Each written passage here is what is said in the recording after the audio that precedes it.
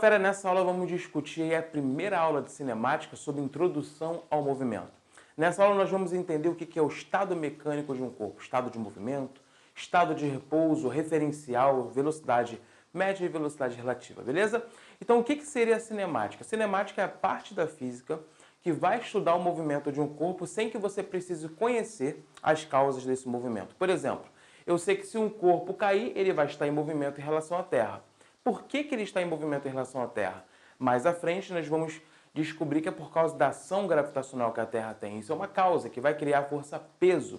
Bom, isso não vai ser estudado na cinemática. Nós só vamos estudar o intervalo de tempo em que ele se movimenta ou o intervalo de tempo que ele se encontra em um determinado estado mecânico, sem precisar conhecer que tipo de força faz ele se movimentar. Tudo bem? Então, cinemática é a parte da física que vai estudar os movimentos, os estados mecânicos dos corpos, sem conhecer suas causas. Então, existem dois estados de movimento. Existem dois estados mecânicos, o de movimento e o repouso. Mas quando que eu sei que um corpo está em movimento e repouso? Através de uma referência, de uma grandeza física chamada de referencial.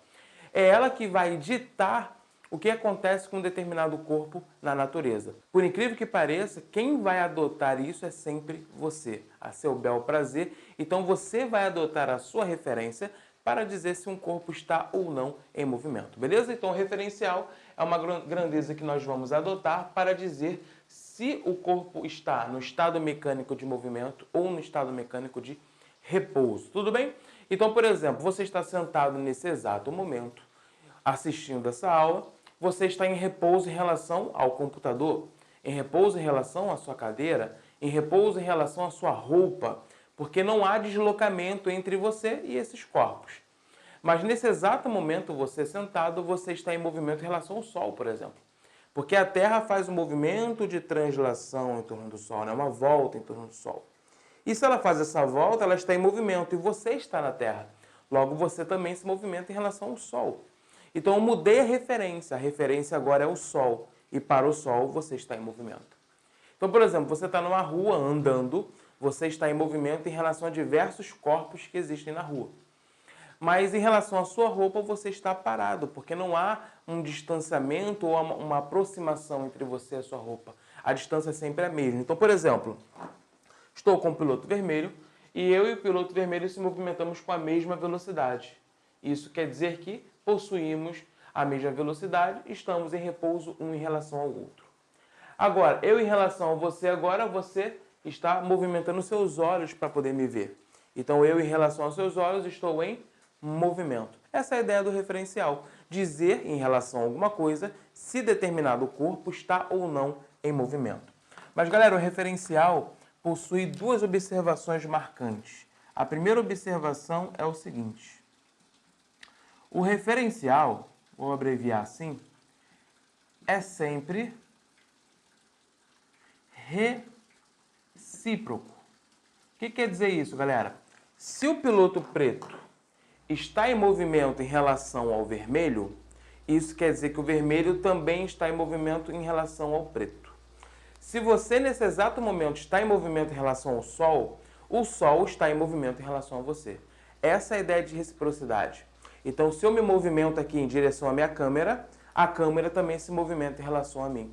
Essa é a ideia de reciprocidade, tá? Então, o referencial é sempre recíproco. Segunda observação.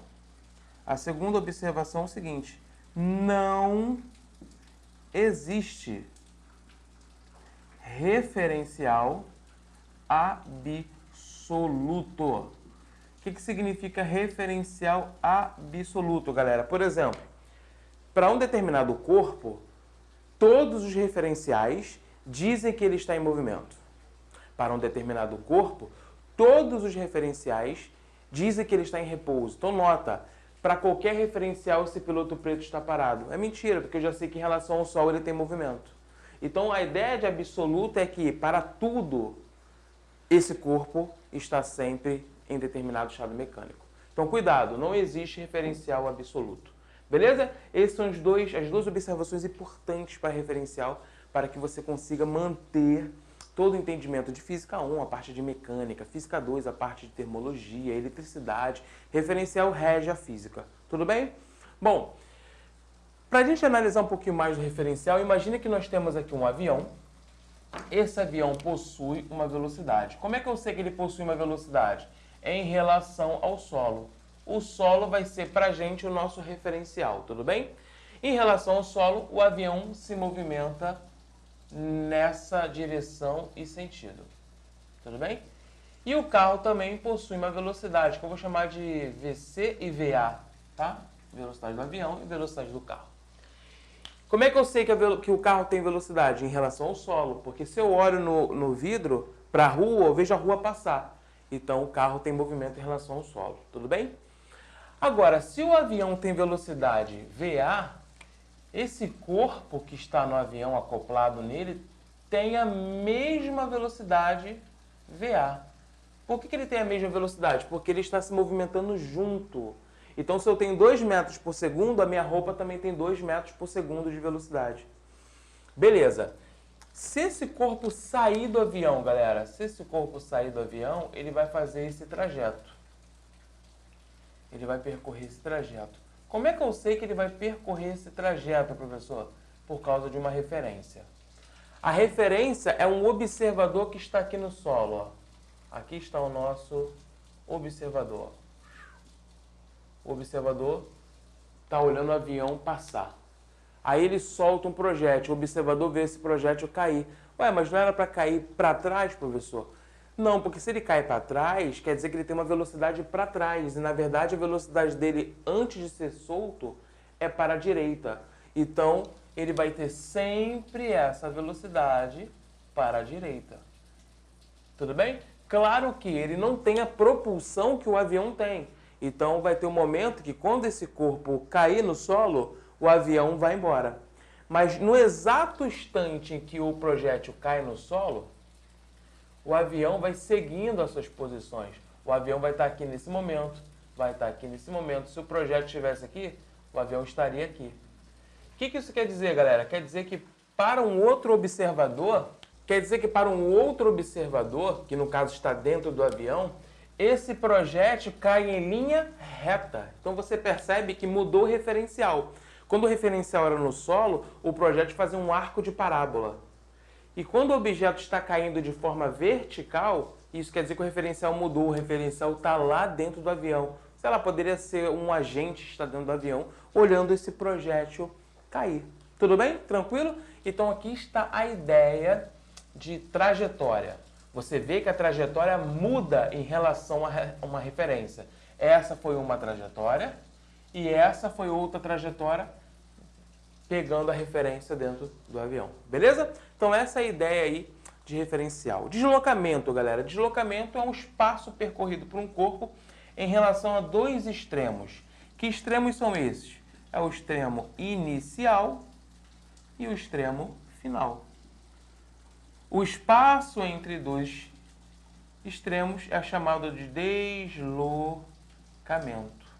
Então, galera, como é que a gente calcula o deslocamento quando o cara está na posição 20 metros e chega na posição 120 metros? Ah, professor, muito fácil. De 20 até 120 ele percorreu 100 metros. Isso porque você fez essa equação do deslocamento. Deslocamento é ΔS, que significa variação do espaço. E espaços são posições ocupadas por um corpo num determinado tempo. Então ficaria final, que é 120, menos inicial, que é 20. Logo, o deslocamento dele foi de 100 medidos, 100 metros. Então, o deslocamento é a diferença entre as posições finais e posições iniciais. Tranquilo? Bom, galera, cuidado com o seguinte. Se ele disser que daqui até aqui é 100 metros, né? Porque é 20 e 120.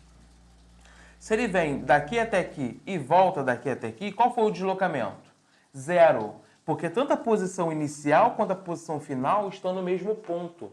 Nota que ele foi e voltou. A posição final é a mesma da inicial. Qual o deslocamento? 0. Porque a variação final e inicial da mesma posição vai dar 0. Agora, a distância percorrida é diferente. A distância é o que ele fez no intervalo de tempo decorrido. Ou seja, ele foi daqui até aqui, 100 metros. Daqui até aqui, 100 metros. No total, ele percorreu 200 medidos. Então, distância e deslocamento são coisas diferentes. Beleza? Então, deslocamento é a variação do espaço final menos inicial. Tranquilo? Bom, e aí nós chegamos na velocidade média e velocidade relativa, já começamos a entrar dentro da cinemática. O que é a velocidade média? É uma grandeza que vai determinar a quantidade de espaço que um corpo vai percorrer no intervalo de tempo. O quão rápido esse corpo pode realizar um deslocamento no intervalo de tempo. Beleza? Então, velocidade é um fluxo. Se um corpo percorre 100 metros em 10 segundos, quer dizer que ele percorre 10 metros a cada segundo. Mas ele pode fazer isso em menos tempo. Se ele fizer isso em menos tempo, quer dizer que ele é mais rápido, ou seja, tem a maior velocidade. Então, por isso, a velocidade é inversamente proporcional ao tempo e diretamente proporcional à distância, porque quanto mais distância, maior a velocidade que esse corpo tem que ter naquele intervalo de tempo. Então, a velocidade é a distância, né, o deslocamento dividido pelo tempo. No sistema internacional é medido em metros esse deslocamento, o tempo em segundo. Então, a velocidade é metros por segundo. Mas, professor, eu já ouvi falar que a velocidade é quilômetros por hora. Sim, fera, tem essa unidade de medida, como também tem quilômetros por segundo, que é muito pouco usual, né? Então, por exemplo, quilômetros por hora para metro por segundo, um exemplo, eu tenho 108 quilômetros por hora. Quero transformar para metro por segundo, você divide por 3,6. Se você dividir, você vai achar aí aproximadamente 30 metros por segundo. Se eu não me engano, vai dar exato, né? Então, aqui, 108 equivale a 30 metros por segundo. Beleza? Se você tiver aqui, galera, 25 metros por segundo, você multiplica, você vai achar 90 quilômetros por hora. Então, essa conversão serve para você trabalhar com a unidade de medida do sistema internacional, caso a questão peça que você faça essa transformação. Tranquilo? Bom, velocidade relativa, diferente da velocidade média, a velocidade relativa é uma velocidade de um conjunto. É uma velocidade em relação a dois corpos. Então imagina, eu tenho dois corpos, né, azul e vermelho, eles possuem um movimento, eles estão na posição de 100 metros de distância um do outro, e eles possuem uma velocidade em sentidos opostos. Então em algum momento eles vão se encontrar, sentidos opostos. Agora, se eles estivessem nessas mesmas posições, só que o azul é mais rápido, ele se movimenta no mesmo sentido. Então, em algum momento, o azul vai encontrar o vermelho. Mas nessa segunda opção, né, que eles se movimentam no mesmo sentido, esse tempo é muito maior do que se eles tivessem em sentidos contrários. Entende? Porque a velocidade relativa entre eles muda. A velocidade relativa é determinada pela soma ou subtração dessas velocidades.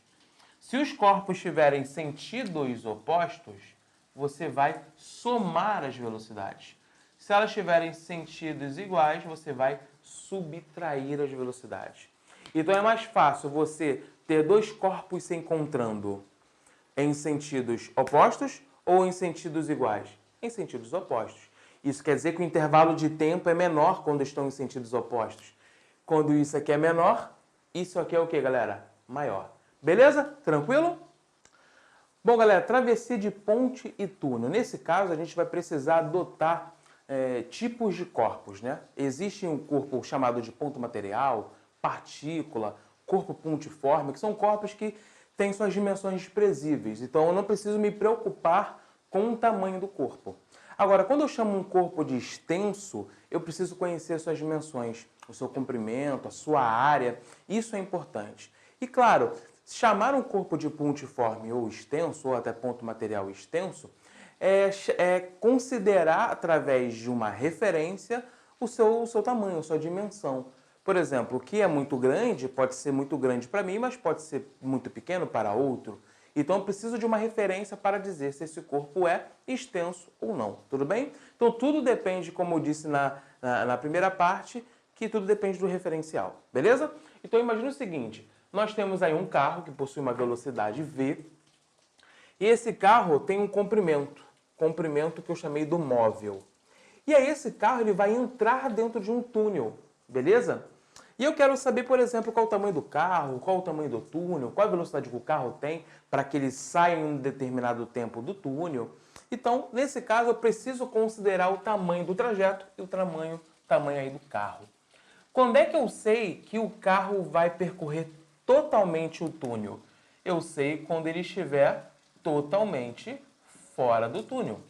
Tudo bem? Eu só posso dizer que um carro ou qualquer outro móvel percorreu totalmente um túnel, percorreu totalmente uma ponte, fez totalmente uma ultrapassagem de um outro móvel, somente quando ele está totalmente fora desse corpo que vai ser ultrapassado.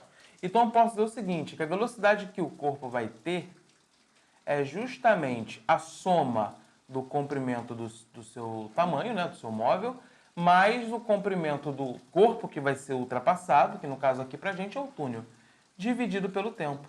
Então toda vez que você tiver um movimento que relaciona corpos extensos, você precisa levar em consideração o tamanho dos trajetos, beleza? Então, você precisa levar em consideração o tamanho do trajeto, o tamanho do corpo que você está se movimentando e calcular aí a velocidade e o tempo que ele te pedir, beleza?